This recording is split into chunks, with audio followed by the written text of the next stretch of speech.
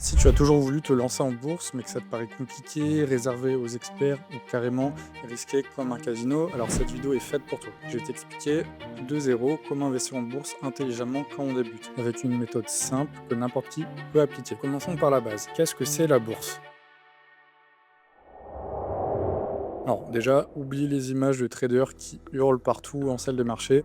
Aujourd'hui, la bourse, c'est une place de marché informatisée où s'échangent des produits financiers, principalement des actions entre des acheteurs et des vendeurs. Et son prix obéit à une règle toute simple. Plus il y a de demandes pour un actif, plus son prix monte. Plus il y a de vendeurs, plus il baisse. L'offre et la demande, comme sur n'importe quel marché. À la base, la bourse sert à une chose, permettre à des entreprises ou à des États de se financer en allant chercher de l'argent auprès des investisseurs. Quand tu achètes une action déjà cotée, tu l'achètes simplement à un autre investisseur qui veut la vendre. Alors justement, on va parler des deux grandes familles de produits que tu vas rencontrer. D'abord l'action.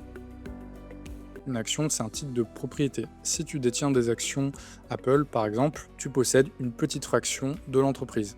Tu profites de sa croissance, donc tu peux toucher des dividendes et la valeur peut monter ou baisser. Ensuite, l'obligation. L'obligation, c'est l'inverse. Là, c'est de la dette. Tu prêtes de l'argent à une entreprise ou à un État qui va te verser des intérêts puis te rembourser à l'échéance. C'est en théorie plus stable que les actions, mais ça rapporte moins sur le long terme. Et c'est pas sans risque non plus. Ce qu'il faut retenir simplement, c'est que les actions, c'est un moteur de performance. Les obligations, c'est plus un coussin de sécurité et une façon d'avoir un rendement. Maintenant, comment un débutant peut-il investir sans devoir choisir lui-même les bonnes entreprises? C'est là qu'arrive le concept le plus important de la vidéo, la différence entre gestion active et gestion passive. La gestion active, c'est le fait de confier ton argent à un professionnel, un gérant de fonds qui va essayer de battre le marché en choisissant les meilleures actions. Ça peut paraître intéressant, sauf que le problème, c'est que les études montrent que moins de 5% des fonds gérés activement parviennent à battre leur marché sur le long terme. Autrement dit, plus de 95% d'entre eux font moins bien que la moyenne du marché. La gestion passive, elle, fait l'inverse. Au lieu d'essayer de battre le marché, elle va se contenter de le suivre. C'est précisément pour ça qu'elle gagne. Comme le dit le fondateur de cette approche, John Bogle, il ne faut pas chercher une aiguille dans une botte de foin, il suffit juste d'acheter la botte de foin. Et pour suivre le marché, il faut comprendre deux outils. Premièrement, l'indice boursier.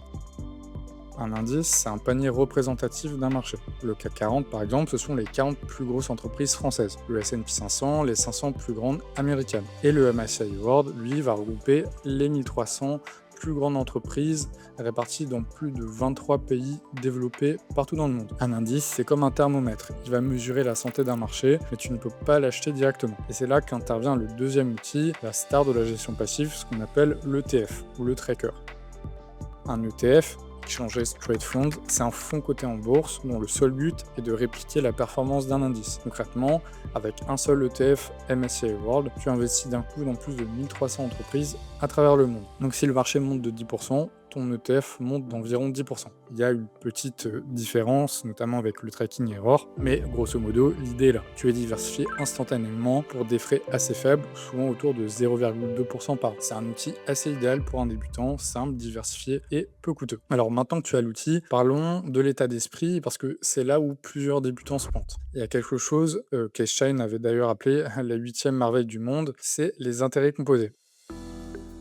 Le principe est simple, les gains que tu génères produisent eux-mêmes des gains qui produisent à leur tour des gains. C'est un effet boule de neige. Concrètement, 10 000 euros placés à 7% par an ne font pas seulement 70% de gains sur 10 ans. Grâce aux intérêts composés, ça devient près du double. C'est pourquoi le facteur numéro 1, c'est pas le montant que tu investis, c'est le temps que tu laisses à ton argent. D'où une règle d'or assez simple, commencer le plus tôt possible. Mais qui dit bourse, dit aussi volatilité. Et ça, il faut l'accepter. La volatilité, c'est le fait que les prix montent et descendent, et parfois violemment. C'est normal, ça fait partie du jeu. Chaque année, il y a des baisses, et la différence avec ton appartement, avec de l'immobilier, c'est que le prix bouge aussi. Mais là où l'immobilier, ça va bouger, tu ne vas pas le voir. Alors qu'en bourse, tu vois le prix chaque jour, à chaque heure, même chaque seconde, si tu restes collé devant ton application.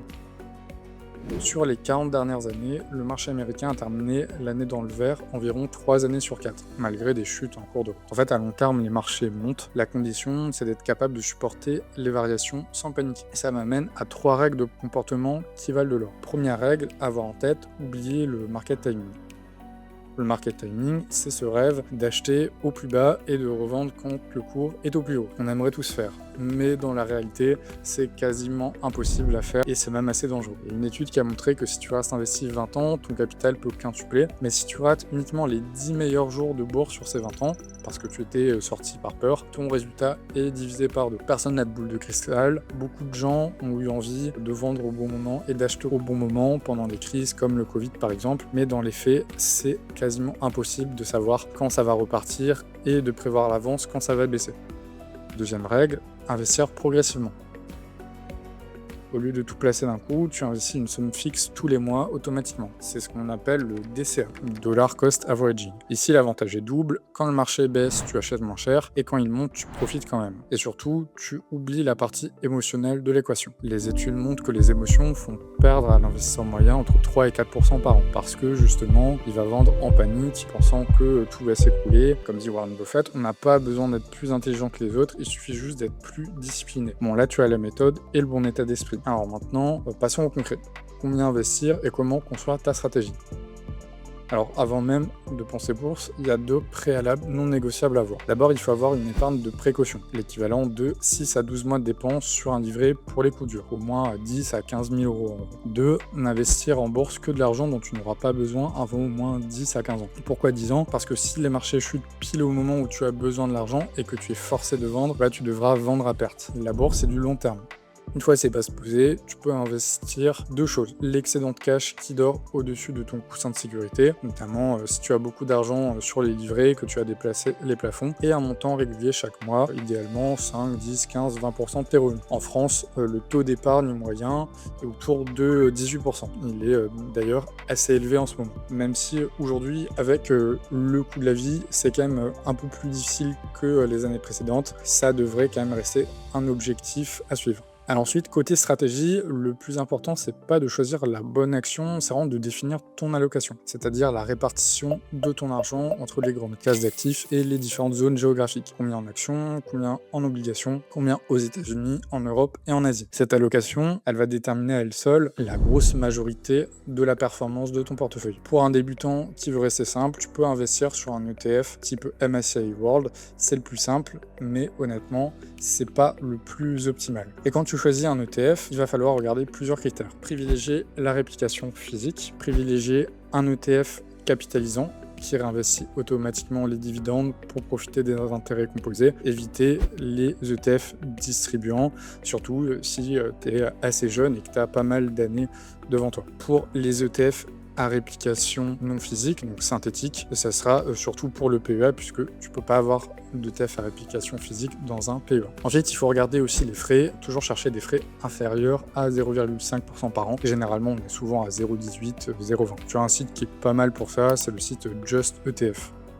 Dernier élément, il est assez crucial en France, déterminer l'enveloppe dans laquelle tu vas loger tes investissements. Parce que c'est pas seulement ce que tu gagnes qui compte, c'est aussi ce que tu gardes après les impôts. Pour ça, tu as plusieurs options. La première, et ma préférée pour débuter, ça va être d'investir via un PEA, un plan épargne action. Ton avantage fiscal, il est assez énorme puisque après 5 ans de détention, tu ne payes plus d'impôts sur les revenus, mais uniquement les prélèvements sociaux. Alors, il est limité aux actions et ETF européens et plafonné à 150 000 euros de versement, mais tu peux quand même douiller le système justement en passant par des ETF à réplication synthétique. D'ailleurs, conseil, ouvre un PEA le plus tôt possible, même avec quelques euros pour prendre date et lancer le compteur dès 5 ans. Ensuite, la deuxième enveloppe, c'est l'assurance vie. C'est l'enveloppe la plus souple, c'est elle qui te donne accès à l'univers le plus large dans l'investissement et elle offre des gros avantages après 8 ans, notamment sur la transmission. Ensuite, la troisième, c'est le compte titre ordinaire, le CTO, qui lui n'a pas de limite, pas de plafond et tu peux acheter dans le monde entier. Mais par contre, fiscalement, c'est l'enveloppe la moins intéressante puisque tu dois payer la flat tax. Voilà, maintenant, tu as vu ce qu'il faut savoir pour un débutant, tu comprends ce qu'est la bourse, tu sais ce qu'est la gestion passive, tu sais ce qu'est le DCA, qu'il faut faire attention aux émotions. Maintenant, si tu veux qu'on construise ensemble une stratégie adaptée à ta situation, ton allocation, la bonne enveloppe, avec le moins de frais possible, ça peut faire l'objet d'un bilan patrimonial. N'hésite pas à me contacter, le lien est dans la description. Et si cette vidéo t'a aidé à y voir plus clair, n'hésite pas à mettre un like et à t'abonner.